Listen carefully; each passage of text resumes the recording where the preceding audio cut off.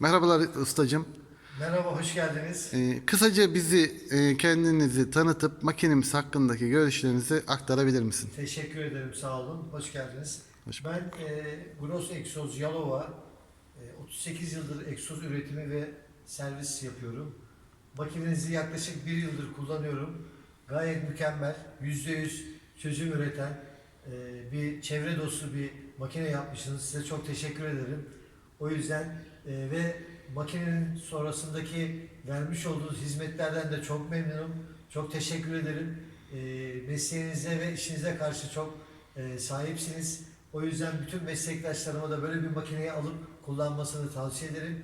Çünkü gerçekten çevre dostu, %100 çözüm üreten bir makinamız. O yüzden sizlere katkılarınızdan böyle bir makine ürettiğiniz için çok teşekkür ediyorum.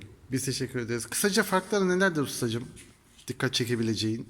Efendim, şimdi sizin kullanmış olduğunuz ilaç ve makinenin çalışma sistemi bir kere çok hızlı bir makine.